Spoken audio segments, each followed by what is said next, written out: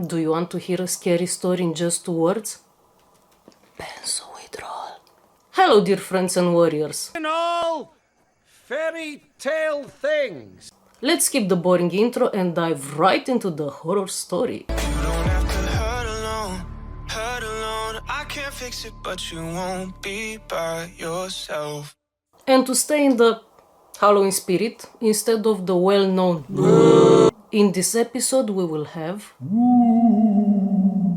In the previous video, I told you about how I was thrown straight into withdrawal by a doctor who didn't bother to listen to my entire medical history. Instead, she abruptly stopped my benzo and replaced it with an antidepressant, which she stopped the same after less than 1 week. And here I was at this point with dozens of strange symptoms I couldn't explain, while my health was deteriorating really fast. After more than 48 hours of no sleep, I ended up again at the emergency room. For those who don't know the Romanian health system, we have public hospitals and private clinics. The system has its pros and cons. The best doctors are found in private clinics, but here they don't have so many emergency rooms available. So I went to a public hospital where, after the first basic investigations like pulse, oxygen, temperature, I had to wait hours to be seen by a doctor.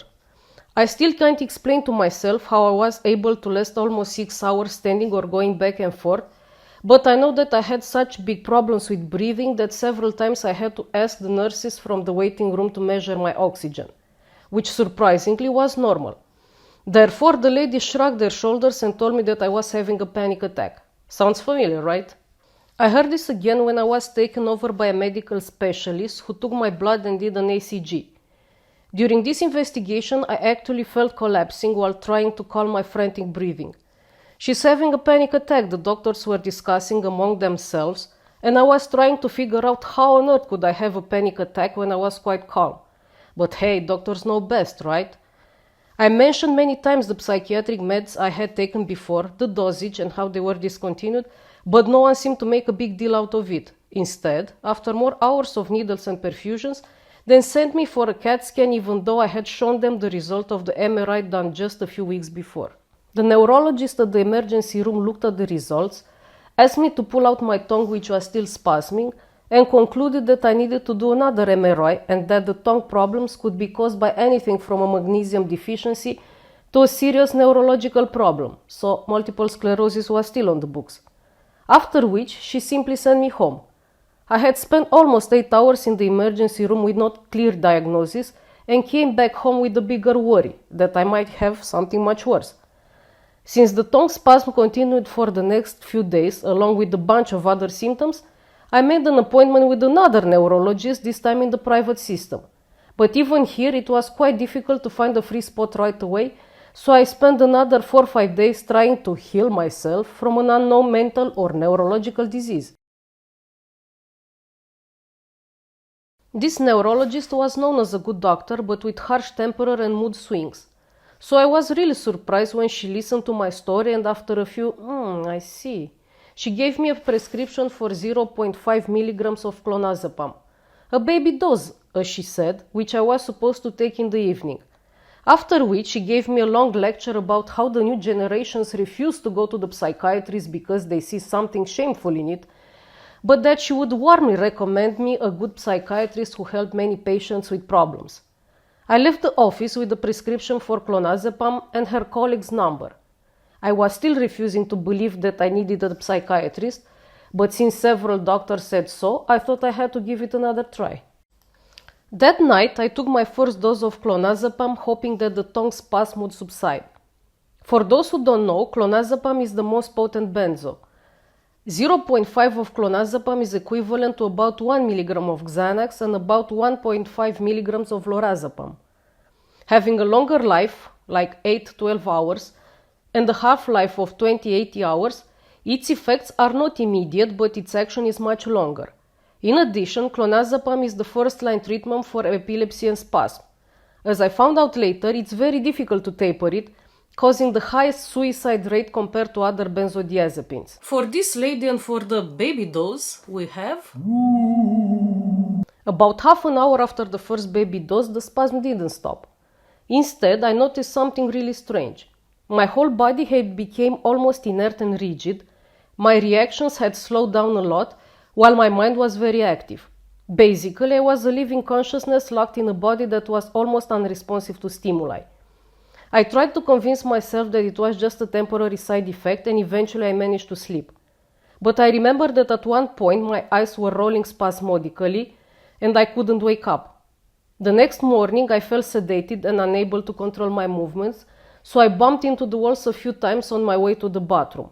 In the afternoon, when I finally managed to become somehow physically and mentally stable, I called the psychiatrist and made an appointment. So I stopped clonazepam completely after just one dose. I spent the next 3 days in agony, trying to calm down and waiting for the life-saving appointment. In the meantime, I started seeing a psychologist online, and this under the influence of the people around me, who kept repeating that it was all in my head and that I should stop with nonsense and go back to my old life. The sessions with the psychologist did not help me at all. The lady was also sure that it's anxiety and trauma.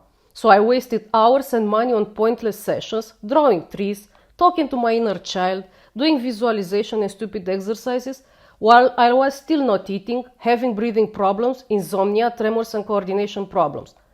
But hey, I was refusing to heal, right? Instead, I was choosing the self-inflicted pain. Finally, the long-awaited day came, so I went to see the psychiatrist. It's pointless to mention how I got into the car and drove with my father, almost an hour to the nearest town. After a long discussion, the psychiatrist also concluded that I have generalized anxiety and depression and that I must resume my antidepressant treatment. Instead of Cipralex, he prescribed me sertraline and, as a helper, Xanax. As I said in the previous video, this is the standard procedure. When starting an antidepressant, it is recommended that it should be doubled by a benzo. After a maximum of 2 weeks, the benzo is gradually reduced and the antidepressant starts to work. The psychiatrist followed the protocol. Only instead of a minimum dose of Xanax, he told me I could take as much as I wanted or needed for the next 2 weeks. For sleeping problems, he recommended Tritico, another antidepressant. Don't ask me why. Or, as an alternative, Gerodorm, which was labeled as a sleeping pill. Later, I found out that the active substance in Gerodorm is cinolazepam. Zepam, anyone? So another benzo, which, lo and behold, is only prescribed in the southeastern European countries and for a very short period of time because there are no studies on its long-term side effects. That means that no one bothered to allocate money and time for these studies, but this crap is still prescribed by many doctors in Romania. The psychiatrist advised my parents not to show me the leaflet with the possible side effects. Of course, I was 14 years old and not in the full mental capacity to decide for myself. So I had to follow the treatment blindly and meet him again in 1 month. I refused to take sertraline and Tritico because I thought the whole nightmare I was going through was caused by intolerance to antidepressants. I also put Gerodorm on standby for really serious situations. Instead, I started taking 0.5 milligrams of Xanax, sometimes 1 milligram per day.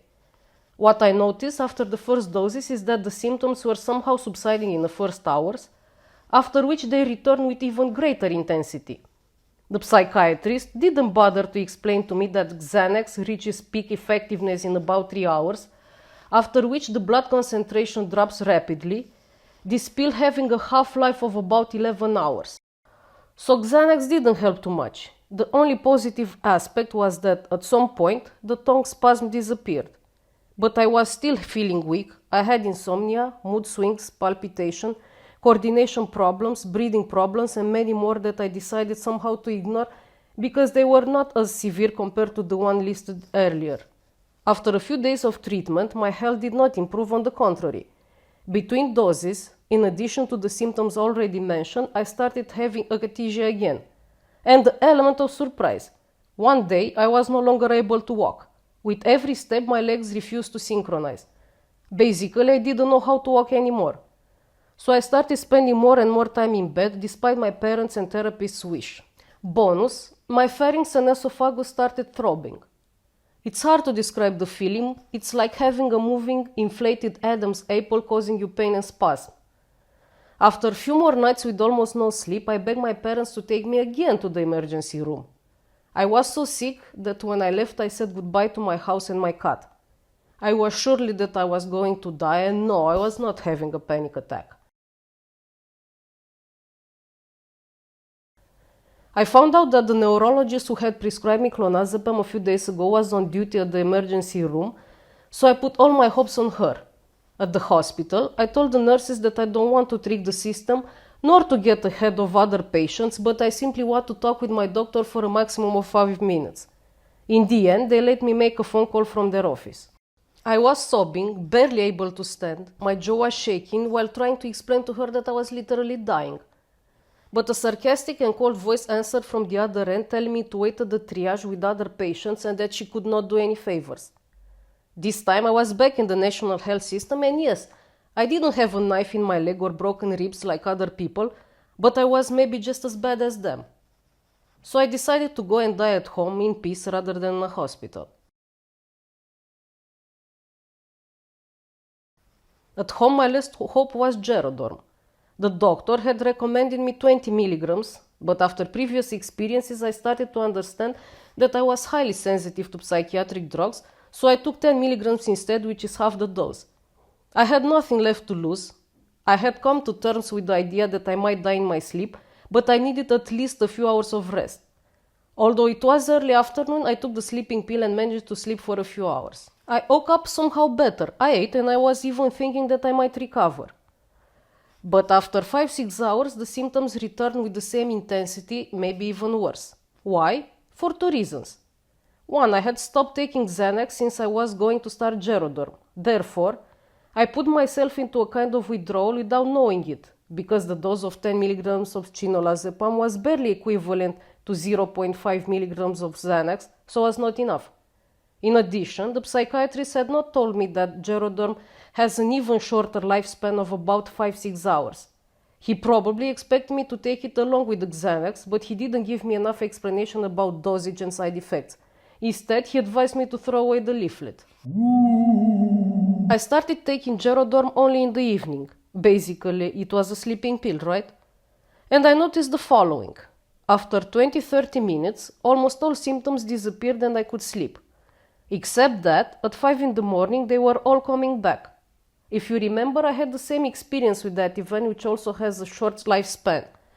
I spent several days in agony, unable to work, read, struggling with dozens of symptoms until the evening came, when I took my dose of cinolazepam and calmed down. But here you go again, the next morning. One of these days I got the big news. Without any warning, my partner at that time wrote me on WhatsApp that we should take a break. It had been almost a month since we said goodbye at the airport, and we hadn't had a video call since then.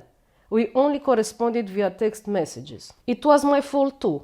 I was feeling so bad that I simply didn't have the energy to explain to him in detail what I was going through. First of all, because I didn't want him to consider me mentally insane or see me as a vegetable. And secondly, because I didn't want to put more pressure on him. After all, what could he have done from thousands of miles away? I had only told him that I had been to the emergency room, that no one knew what I had, and that I was trying to be okay. He continued to encourage me, but the messages became shorter and less frequent. On our anniversary, which was at the end of October, I was too sick to wish him anything, and he forgot to. Therefore, his desire to take a break was not entirely unexpected, but still broke me. I just needed an explanation, so I called him. He told me something vague, like in the past year we had had many misunderstandings, which was true, and that he had come to the conclusion that we are not meant for each other. So it was better to break up, but that he would continue to support me. For him, because he was and still is a nice guy, I don't have a boo but a dedication. So B, if you follow me, blink twice. E riempirei di mazzate quel tuo vecchio ragazzo che è un coglione galattico. Dio che fastidio. This is an ethical and moral dilemma that I don't want to debate now.